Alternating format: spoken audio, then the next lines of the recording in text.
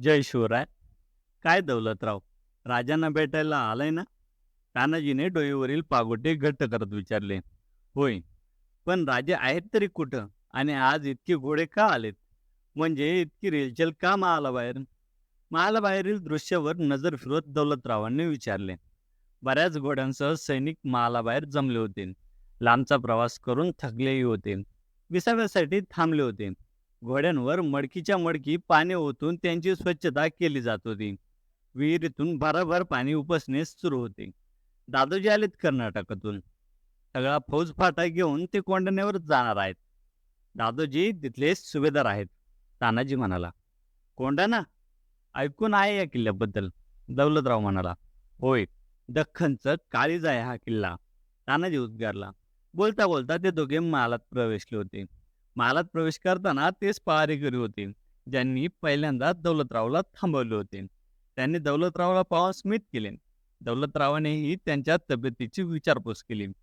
शिवबांनी मित्र म्हणून पाठीवर हात ठेवून सुद्धा आणि स्वराज्याची इतकी मोठी जबाबदारी मिळून सुद्धा त्यांचे पाय तितकेच जमिनीवर होते. त्यांच्या वर्तनात किंचित सुद्धा बदल झाला नव्हता. नगरखान्यातून पुढे गेल्यावर त्यांना समोर एक धिप्पाड एसटीचा पुरुष दिसला. सगळे त्याच्या अवतीभोवती अदबीने फिरत होते. त्याच्या मिशांचा घेर कानापर्यंत पोहोचला होता. दाढी मिशांचा रंग पांढरा झाला असला तरी कबरेचा ताठा अजूनही वाकला नव्हता. त्यांनी अंगावर पांढरा पेरा घातला होता आणि कमरेखाली तंगविजार होती. डोक्यावर लाल पगडी, पायात पंजावर थोडे टोक बाहेर आलेल्या वाहना होत्या. अंगराख्याचा उजवा बंद डाव्या काकेखाली फितीने बांधला होता. अंगराख्याचा गळपट्टा लाल रंगाचा सुबक आणि नाजूक होता. त्यांच्या उजव्या दंडावर लाल धाग्याच्या साहाय्याने एक सुवर्णपट्टीत तंग बांधली होती. त्या सुवर्णपट्टीत मोडी भाषेत काहीतरी 3 शब्दात लिहिले होते. कदाचित तो एखादा मंत्र असावा किंवा एखादा शुभ शब्द. तो पुरुष म्हणजे कोंढाण्याचा सुभेदार दादोजी कोंडदेव. त्यांनी त्यांच्या काही सेवकांना बरोबर सूचना दिल्या आणि ती माणसे आज्ञा घेऊन लगबगीने निघाली. दादोजी वळून तानाजी आणि दौलतरावकडे पाहणार इतक्यात सदरेवर उतरत शिवबाराजे बाहेर आले. त्यांच्यासोबत एक अर्धांड सरदार होता. शिवबांनी पटकन दादोजींच्या चरणाचा स्पर्श केला. दादोजींनी शिवबाराजांचे झुकलेले खांदे वरच्यावर पकडले आणि शिवबाराजे म्हणत आलिंगन दिले. कसे आहेत दादोजी काका? तुमचे शब्द ऐकण्यासाठी कान आतुरले होते. बोलताना दादोजींच्या नेत्रांच्या कडा किंचित पाणावल्या होत्या. शोभा आणि दादोजींची ही भेट पाहताना तानाजी आणि दौलतरावांना भरवून आले होते. आपसुक राजांच्या डोळ्यात दाटलेल्या आनंद अश्रूंच्या सावटाने सगळे वातावरण आनंदमय झाले होते. शोभांच्या बाजूला उभा असलेला उंच अर्धांड पुरुष स्मित करत म्हणाला. झाली बघा एकदा शोभांची भेट. शोभा, कर्नाटकातून निघाल्यापासून दादोजींनी एकच रट लावून ठेवली होती. शोभा राजे किती मोठे झाले असतील? मला सांगा, एका वर्षात किती मोठे होणार आहेत तुम्ही राजे? अहो कान्होजी, तुम्हाला दिसलं नसेल, पण आम्हाला दिसले. राजे मोठे झालेत, खूप मोठे झालेत. उंचीने एका वर्षात फारशी वाढ झाली नसली तरी कर्तृत्वानं बघा. दादोजींच्या तोंडून कान्होजी नाव ऐकताच दौलतरावने चमकून पाहिले. शुभांसोबत आलेला तो अर्धांड पुरुष कान्होजी जेधे होते. भारी भक्कम दंड त्यांच्या अंगराख्यावरून सुद्धा दिसत होते. ताठ मानेचे आणि खांद्याचे मिलन एका उतरत्या माणसांच्या कांबेनच झाले होते. काळ्या भारदस्त मिशांचा आकडा आणि चेहऱ्याचा रुबाब आणखी वाढवत होता. फुगलेली छाती आणि कमरेपर्यंत निमुळते होत जाणारे पोट त्यांच्या शरीरयष्टीचे सौंदर्य खुलवत होते. मावळातले एक मोठे प्रतिष्ठित सरदार होते कान्होजी जेधे.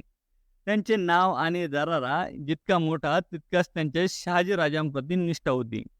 गनिमी कावा या युद्धनीतीत ते तरबेज होते. आज ते सुद्धा दादोजींसोबत कर्नाटकातून आले होते. जिजाऊसाहेबांनी सगळं सांगितले आम्हाला. तुम्ही काय काय तयारी सुरू केली ते. तुम्हाला तुमच्या कार्यात यश मिळेल राजे. मी वृद्ध. तुमच्या यशाची गोडदौड कधी माझ्या डोळ्यांनी पाहू शकणार नाही. पण माझी विद्या आणि माझी शिकवण माझ्या रूपात तुमच्यासोबत नेहमी उभी असेल. आनंद अश्रूचे कधी दुःखाच्या अश्रूत रूपांतर झाले हे उपस्थित कोणालाही उमगले नाही. शिवबांनी आवंडा गिळत म्हटले. काका, तुम्ही इतके वृद्धही नाही आहात. 4-4 गनिमांशी एकाच वेळी 4 हात करता. शिवबांच्या शब्दांनी वातावरण थोडे हलके झाले होते. दादोजी आणि कान्होजींच्या चेहऱ्यावर स्मित उमटले होते. नंतर शिवबांनी 2 पावले पुढे येऊन तानाजी आणि दौलतरावांकडे पाहिले आणि दादोजींना सांगू लागले, "काका, हे माझे सवंगडी, तानाजी आणि दौलतराव." दादोजींनी दोघांकडे पाहिले आणि स्मित करत विचारले, "काय, कसा सुरू शास्त्राभ्यास?"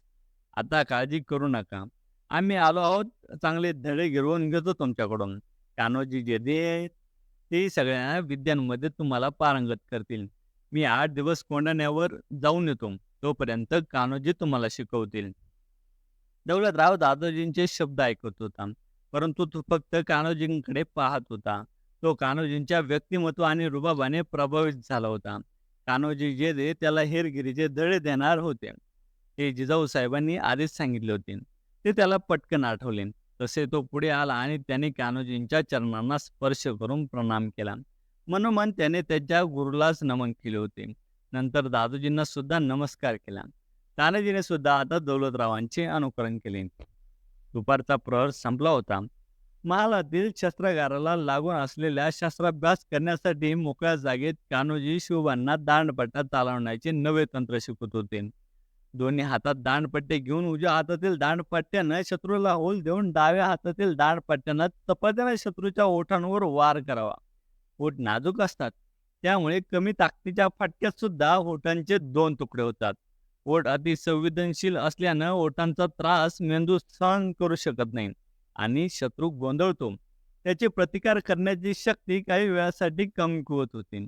तितक्या वेळेत शत्रूवर आणखी वार केल्यानं शत्रू जमिनीवर पडल्याशिवाय राहणार नाही. कान्होजी आणि शिवबा चांगलेच घामाघूम झाले होते. ते बऱ्याच वेळापासून अभ्यास करत होते. आता कान्होजींनी शिवबांना थांबायला सांगितले. त्यांनी दौलतराववर नजर टाकली. तसे दौलतराव दांडपट्टा घेऊन पुढे आला. जिजाऊ साहेबांनी आणि शिवबांनी तुझ्या सामर्थ्याबद्दल खूप काही सांगितलं आहे. आज प्रत्यक्षात डोळ्यांनी पाहतो. कान्होजीने दोन्ही हातातील दांडपट्ट्यांना झटका दिला. तसे दांडपट्ट्यात वलय निर्माण झाली. त्यांचे एक विशिष्ट आवाज निर्माण झाला. दौलतरावाने कान्होजींना वाकून नमस्कार केला आणि दोन्ही हाताच्या मुठी एकावर एक आदळल्या. त्या दणक्याने त्यांच्याही दांडपट्ट्यात वलय निर्माण झाली. मग त्याने दोन्ही दांडपट्टे बाजूला धरले. एक हात हवेत करून त्याने दुसऱ्या हातातला दांडपट्टा कान्होजीच्या अंगाच्या दिशेने फिरवला. कान्होजींनी चपळतेने एक गुडघा वाकवून पाठीतून तोल मागे घेत दांडपट्ट्याचा वार चुकवला. दौलतरावाने दुसऱ्या हातातील दांडपट्ट्याने छपकन प्रहार केला. तो प्रहार कान्होजींच्या त्या हातातील दांडपट्ट्यावर झेलला. कान्होजींनी मुद्दाम रक्षणात्मक पवित्रा घेतला होता. ते दौलतरावकडून अभ्यास करून घेत होते. दौलतरावाने आणखी एक वार केला. तोही कान्होजींनी चपळतेने झेलला. दौलतराव सपासप वार करू लागला. त्यांच्या वार करण्यात वेगळेपण होते. चपळतेसोबत शक्तीचे अद्भुत मिश्रण होते. संयम आणि योग्य वेळेवर योग्य पवित्रा घेण्याचे कसब त्यांच्या प्रहारातून कान्होजींना दिसत होते. दौलतराव हवेतून चपातीने कलट उड्या घेऊन पापणी लावायच्या आत जमिनीवर पाय ठेवत दांडपट्ट्याचा वार करत होता. कान्होजी त्याचे वार तितक्याच माहीर योद्ध्याप्रमाणे चुकत होते. त्यांच्या जागी कुणी कच्चे योद्धा असता तर दौलतरावाचे वार हे त्याच्या जीवावर बेतले असते. दौलतराव आता त्वेषाने प्रहार करत होता. त्याच्या एका शक्तिशाली वाराने कान्होजींच्या उजव्या हातातील दांडपट्ट्याचा पत्रा तुटला होता. कान्होजींनी चपळतेने तो दांडपट्टा हातातून काढत दुसऱ्या हातातील दांडपट्ट्याने दौलतरावाचा दुसरा वार झेलला. आता ते डाव्या हातातील दांडपट्ट्याने दौलतरावाचे वार झेलत होते. पण एक वार शेवटी चुकला आणि दौलतरावचा चळचळ करणारा दांडपट्टा कान्होजीच्या खांद्याला स्पर्शून गेला. त्याच्या पांढऱ्या शुभ्र अंगरख्यावर तांबडी रेग उमटली. "माफ करा गुरुदेव," म्हणत दौलतराव पटकन पुढे आला. शिवाजीराजे तानाजी पुढे आले. शस्त्राभ्यासाच्या ठिकाणी आधीच एक लेप तयार ठेवला होता. तो सेवक तो लेप घेऊन आला. कान्होजीने अंगरखा काढला. त्या सेवकाने त्या जखमेवर लेप लावला. अजून काही भरलेल्या जुन्या जखमा कान्होजींच्या उघड्या शरीरावर दिसत होत्या. त्यावरून त्यांनी किती युद्धांचा सामना केला असेल याची जाणीव होत होती. काळजी नसावी दौलतराव, यापेक्षा मोठमोठ्या जखमांना सहन केले या शरीरानं, पण तुमच्या मनगटांना तोड नाही. तुम्ही महान योद्धा आहात, पण तुमच्यावर जी जबाबदारी दिली आहे तिथे दांडपट्ट्याची आणि तलवारीची फारशी गरज भासणार नाही, कान्होजी म्हणाले. दौलतरावांनी कान्होजींचा अंगरखा तयार ठेवत स्मित केले. असे कोणतेही शस्त्र नाही ज्यात दौलतराव तरबेज नाही. दौलतरावाच्या पाठीवर हात ठेवत शुभ म्हणाले, कान्होजींनी दौलतरावाच्या हातून अंगरखा घेतला आणि ते त्यांच्या अंगावर चढून म्हणाले. परंतु जखमीमुळे एक हात बाहेर घालताना त्यांना त्रास जाणवला. सेवक पटकन पुढे आला व त्यांना मदत करू लागला. तो एका हातानेच अंगरख्याची फीत बांधत म्हणाले, दौलतराव, आज महालीच थांबा. सायंकाळच्या भोजनानंतर तुमच्याशी चर्चा करतो. जी गुरुदेव. कान्होजीने स्मित करून पाहिले. तसा त्यांच्या मिशीचा आकडा थोडा वर सरकला. ते 2 पावले पुढे येऊन म्हणाले, गुरुदेव नको म्हणूस. कान्होजी म्हटलं तरी चालेल. मी सुद्धा आता शिवाजी राजांचाच सरदार आहे. शहाजीराजेंनी तसा आदेश दिलाय मला. दौलतराव स्मित करून म्हणाला, तुम्ही माझे प्रथम गुरु आहात. तुमच्या विद्यांचा आणि तुमच्या रणनीतीचा वारसा पुढे नेण्याची जबाबदारी शिवबांनी माझ्यावर दिली आहे.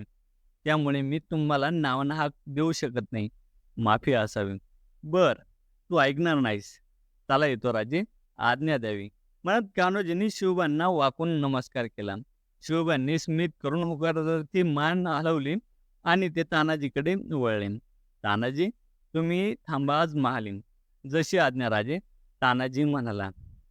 व्हिडिओचा पुढचा भाग काही दिवसात लवकरच अपलोड होईल. व्हिडिओ आवडले असेल तर व्हिडिओला लाईक करा, चॅनलला सबस्क्राईब करा. तुमचे काही अभिप्राय असतील तर कमेंटमध्ये नक्की कळवा. धन्यवाद.